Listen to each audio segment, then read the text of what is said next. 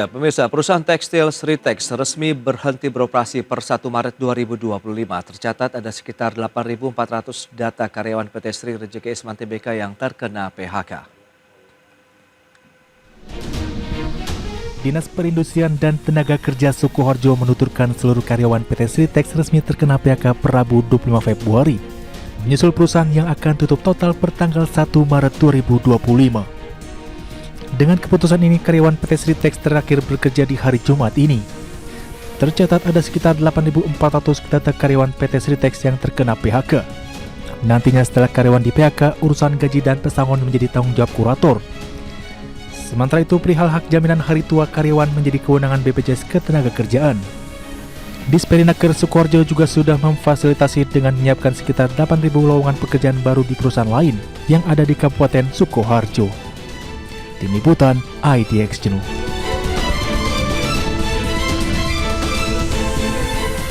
Ya, pemirsa, untuk membahas tema kita kali ini, masa depan industri tekstil pasca putusan pilot Sritex, kita sudah tersambung melalui Zoom bersama dengan Bapak Danang Girindra Wardana. Beliau adalah Direktur Eksekutif Asosiasi Pertekstilan Indonesia. Halo Pak Danang, apa kabar? Apa kabar Mas? Sehat? Kabar baik Pak Danang, terima kasih atas waktu yang disempatkan. Kemudian sudah bergabung juga ada Pak Slamet Kaswanto, Koordinator Pekerja Sritex Group ini. Halo Pak Slamet, apa kabar?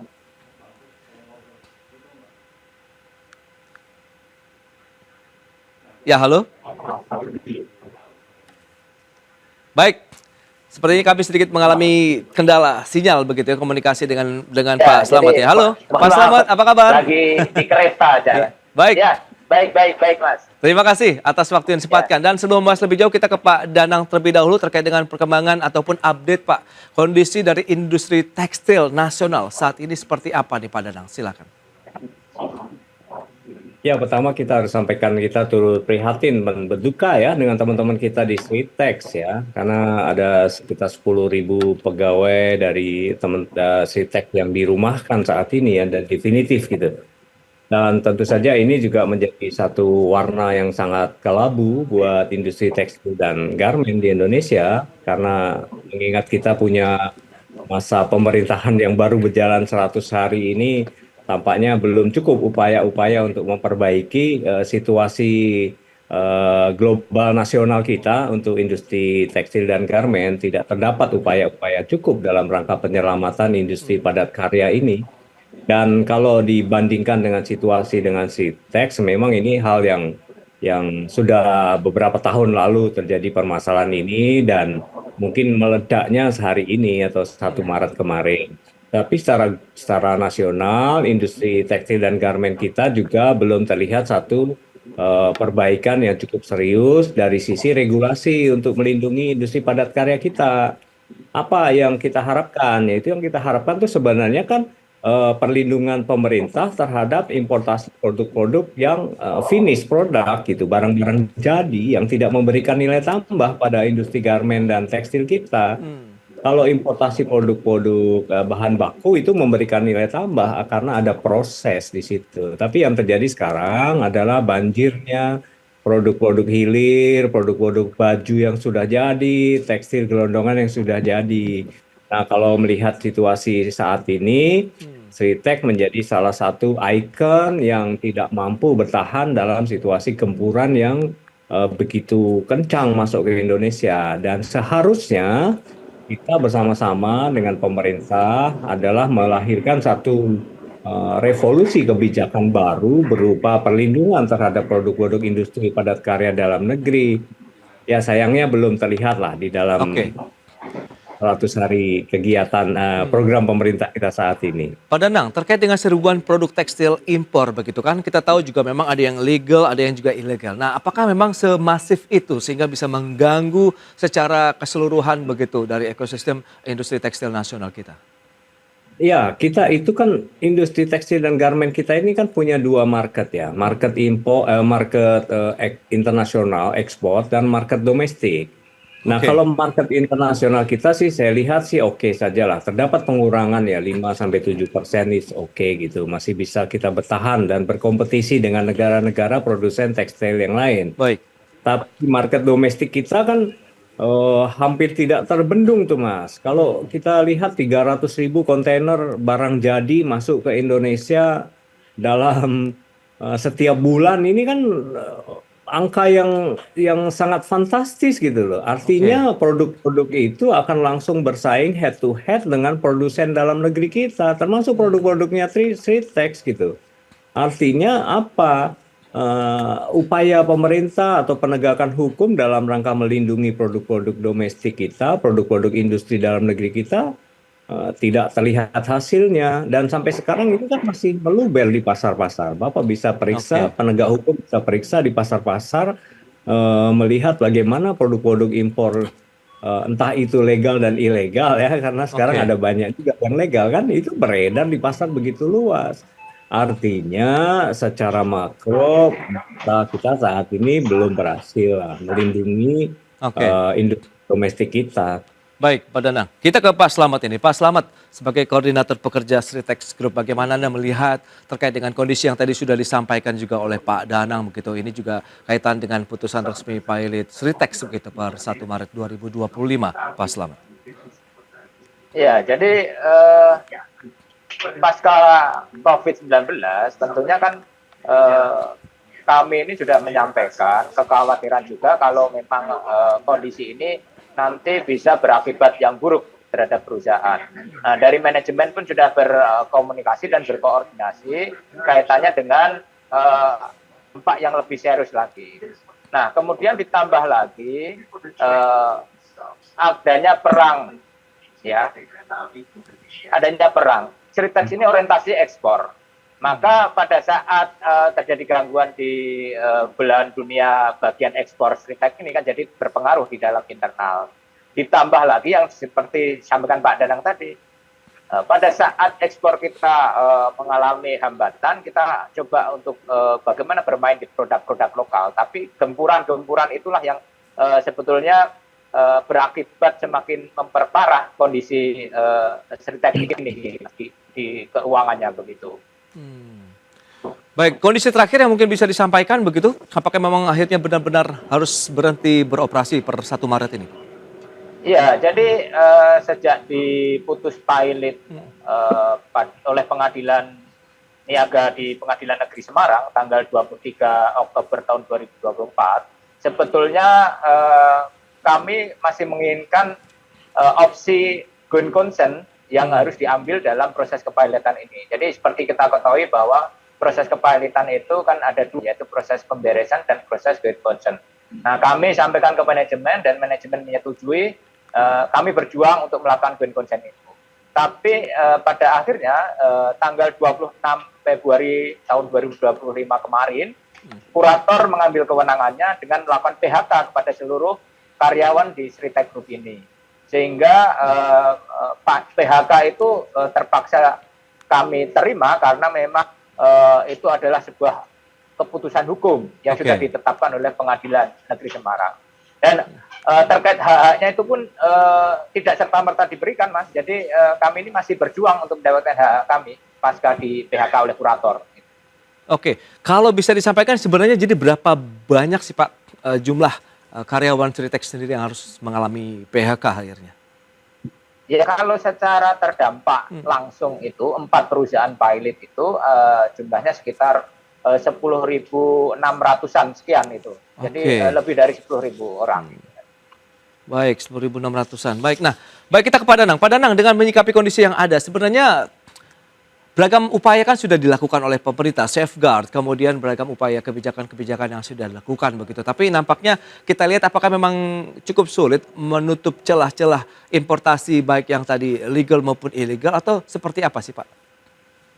Ya, sebenarnya kita sudah mengingatkan pemerintah ya. Sejak 8 tahun yang lalu, 8 bulan 1 tahun yang lalu itu kami sangat sering mengingatkan pemerintah, baik melalui surat ataupun melalui rapat-rapat dan melalui media massa, bahwa pemerintah kurang konsisten dalam menerbitkan kebijakan-kebijakan yang pada intinya mesti melindungi industri dalam negeri kita.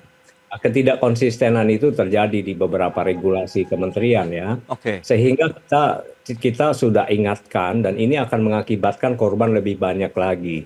Di satu sisi yang kita harapkan adalah adanya sebuah reformasi regulasi ya gitulah terkait dengan bagaimana kita bisa mengerem laju impor barang masuk ke Indonesia, barang jadi ya, bukan bahan baku, Oke. dengan melalui berbagai mekanisme. Safeguard itu sudah dijalankan untuk beberapa komoditas bahan baku ya, dan juga terkait dengan barang-barang yang sudah jadi finish product. Meskipun kemarin pada tahun lalu sudah berakhir masa berlakunya dan kami mohonkan percepatan untuk diperpanjang. Tapi ya memang sampai sekarang belum berhasil kesempatan untuk mendapatkan safeguard baru terkait dengan produk impor yang bahan jadi. Nah, situasi ini Mas, situasi besar seperti ini menunjukkan bahwa kita memang lambat mengambil keputusan dan mengakibatkan korban-korban berjatuhan. Kita tidak berharap ada Sritex baru yang menjadi ikon industri padat karya kita berjatuhan di tahun-tahun depan.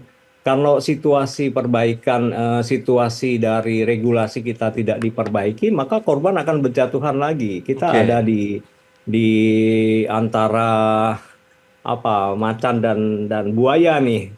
Kalau dilindungi maka kita dimakan buaya. Kalau dilindungi terlalu besar ya kita dimakan macan gitu. Harus ada perimbangan policy dari pemerintah terkait dengan kebebasan atau kebijakan importasi ya jangan terlalu liberal, tetapi juga jangan terlalu protektif banget sehingga kita justru menjadi dimusuhi oleh negara lain.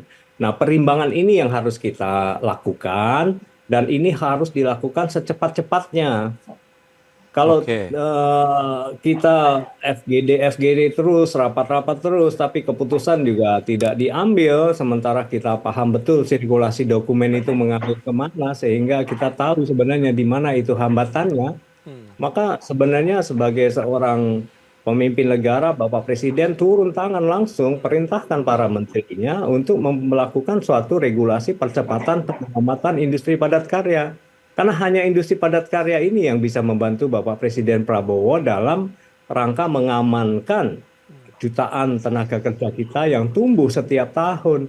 Nah ini menjadi concern besar seharusnya kepada Bapak Presiden agar bagaimana menciptakan 18 juta lapangan kerja itu jangan sampai kita mengorbankan tenaga kerja yang saat ini sudah bekerja di industri padat karya kita.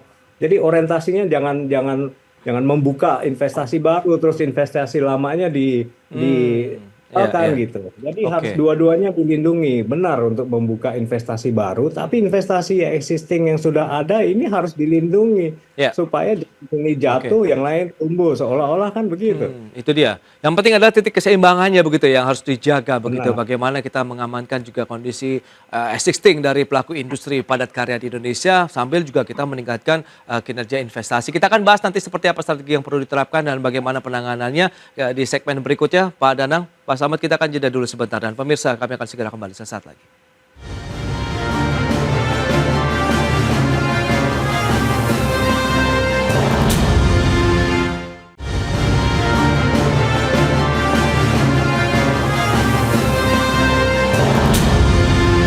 Ya pemirsa, hasil dari keputusan kreditor PT Sri Rejeki Isman Tbk atau Sritex di Pengadilan Negeri Semarang yang memutuskan tidak ada going concern atau kelangsungan usaha karena modal dan beban biaya operasional perusahaan yang jauh lebih tinggi dari pendapatannya.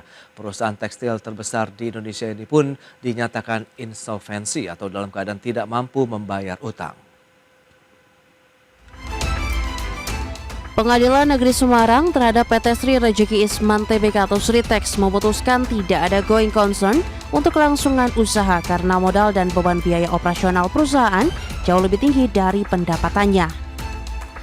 Perusahaan tekstil terbesar di Indonesia ini dinyatakan insolvensi atau dalam keadaan tidak mampu membayar utang.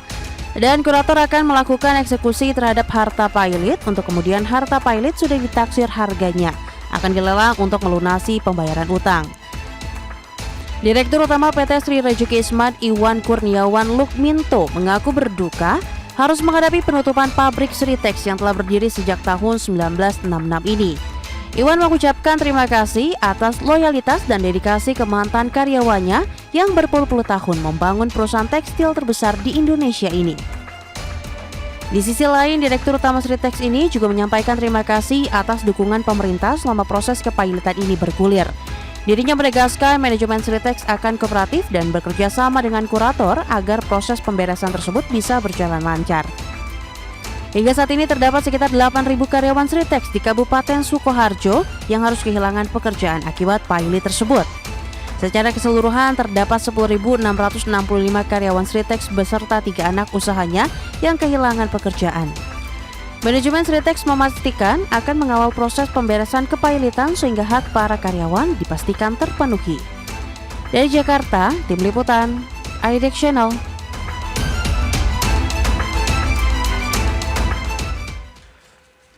Berikut ini kami sampaikan sejumlah data untuk Anda terkait dengan profil dari PT Sri Rejeki Isman Tbk atau Sritex ya, seperti yang bisa Anda saksikan di layar televisi Anda. Ini dari tahun 1996 Sukoharjo di Jawa Tengah begitu ya. Kemudian pendirinya adalah HM Lukminto, luas pabrik sekitar 70 hektar. Anak perusahaan ada PT Bitratex Industries, PT Sinar Panca Jaya, kemudian PT Bitratex Industries, kemudian PT Prima Yuda, Mandiri Jaya, Golden Legacy Pti Limited. Induknya adalah Huddlestone Indonesia, jenisnya perusahaan publik, karyawan ada 17.000 orang. Baik, berikutnya kurator ada berdasarkan surat nomor 299 Pilot SSBB 1L 2025 per 26 Februari 2025. Baik, itu dia beberapa data yang kami sampaikan. Kita akan lanjutkan kembali perbincangan bersama dengan narasumber kita Pak Danang Girindra Wardana, Direktur Eksekutif Asosiasi Pertekstilan Indonesia. Kemudian juga ada Pak Slamet Kaswanto, Koordinator Pekerja Sritex Group. Nah, baik Pak Slamet, dengan kondisi yang tadi sudah disampaikan, berikutnya langkah apa yang saat ini tengah ditempuh? Komunikasi dengan manajemen juga sejauh ini dengan para pekerja sudahkah cukup terjalin dengan baik begitu Pak Slamet?